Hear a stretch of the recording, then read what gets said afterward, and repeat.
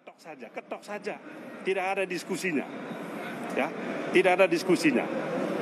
Lalu alasan yang ketiga tentunya, ya, rancangan undang-undang ini kalau teman-teman baca itu lebih banyak mengakomodir kepentingan pebisnis, sedangkan kelompok-kelompok rentan masyarakat seperti nelayan, petani, pekerja, UMKM sama sekali tidak diperhatikan. Hanya memberikan legalisasi, ya, dekriminalisasi terhadap pebisnis-pebisnis yang selama ini melakukan perambahan hutan. Itu yang terjadi.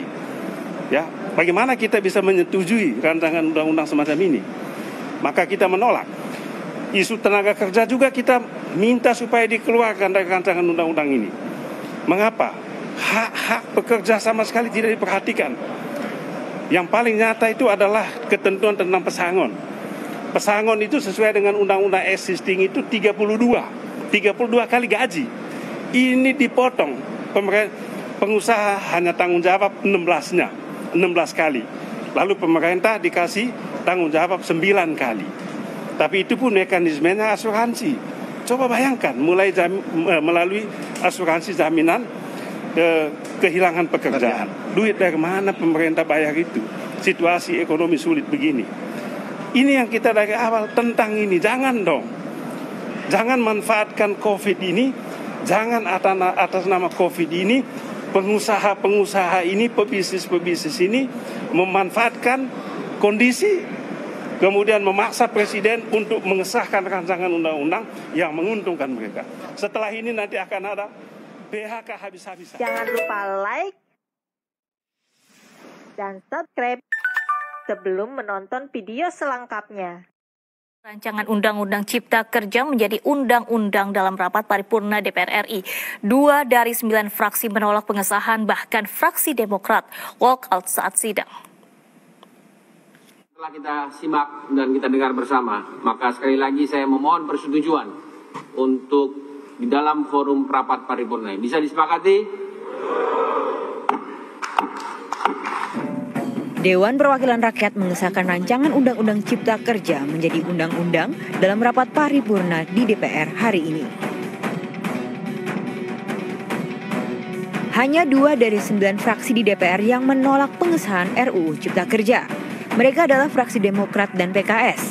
Sementara 7 fraksi lainnya menyetujui adalah PDIP, Gerindra, Golkar, PKB, Nasdem, P3, dan PAN. Setiap fraksi pun diberikan kesempatan untuk menyampaikan pendapat selama 5 menit sebelum undang-undang disahkan dalam sidang paripurna.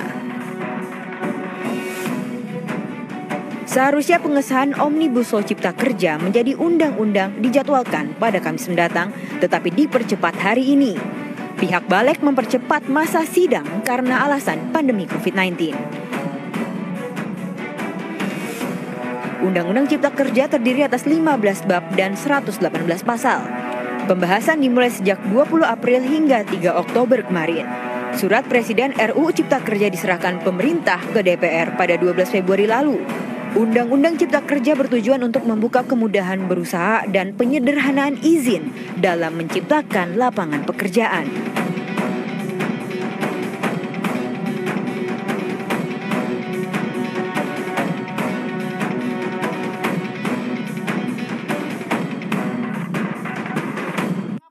Buru-buru pimpinan. Rakyat di luar bertanya-tanya, kawan-kawan semua di ruangan ini. Jangan sampai ruangan ini menjadi... Pak Iwan, saya minta substansinya apa? Sebelum pengesahan RUU Cipta Kerja, interupsi terjadi di tengah sidang. Fraksi Demokrat berkali-kali interupsi saat pimpinan sidang akan memberikan waktu kepada pemerintah. Mulai dari Irwan, fraksi Demokrat daerah pemilihan Kalimantan Timur. Lalu Didi Samsudin, fraksi Demokrat dari daerah pemilihan Jabar 10. Kami meminta di voting saja. Ini bukan masalah menang dan kalah. Ya, Pak Didi, cukup. Tetapi Anda tidak usah mengajari kami. Saya tidak mengajari saudara pimpinan. Dan puncaknya saat Beni Harman dari daerah pemilihan NTT menginterupsi. Fraksi Demokrat menolak pengesahan RUU Cipta Kerja karena sejumlah pasal dinilai mengakomodir kepentingan pengusaha dibandingkan pekerja. Sebelum pemerintah dikasih kesempatan. Saya mengatur kami dulu. Tidak, kami dulu. Kami persilakan kepada pemerintah. Tolong Pak Ketua, Pak Beni, baca pasal ini. Woi, baca ini. saya baca, Pak Beni ini. paksa dikeluarkan dari ruang paripurna. Ketua. Kalau Anda tidak mengikuti aturan mekanisme. Dengar dong. Tidak, saya ngatur di dalam rapat. Tolong saya diinterupsi. Akhirnya fraksi Demokrat pun memutuskan walkout dari sidang saat Menteri Perekonomian Erlangga Hartarto hendak menyampaikan pandangan pemerintah.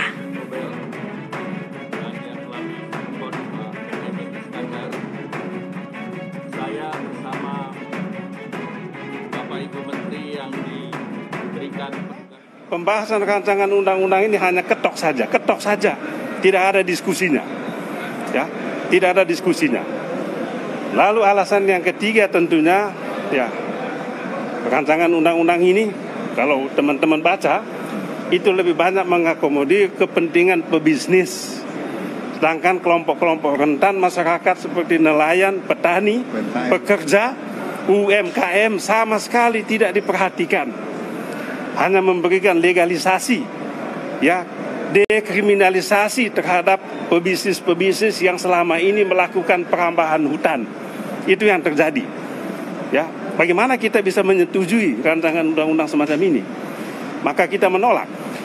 Isu tenaga kerja juga kita minta supaya dikeluarkan dari rancangan undang-undang ini. Mengapa? Hak-hak pekerja sama sekali tidak diperhatikan. Yang paling nyata itu adalah ketentuan tentang pesangon. Pesangon itu sesuai dengan undang-undang existing itu 32 kali gaji. Ini dipotong. Pengusaha hanya tanggung jawab 16 kali. Lalu pemerintah dikasih tanggung jawab 9 kali. Tapi itu pun mekanismenya asuransi. Coba bayangkan melalui asuransi jaminan kehilangan pekerjaan. Duit dari mana pemerintah bayar itu? Situasi ekonomi sulit begini. Ini yang kita dari awal tentang ini. Jangan dong. Jangan manfaatkan COVID ini. Jangan atas nama COVID ini pengusaha-pengusaha ini, pebisnis-pebisnis ini memanfaatkan kondisi kemudian memaksa presiden untuk mengesahkan rancangan undang-undang yang menguntungkan mereka. Setelah ini nanti akan ada PHK habis-habisan.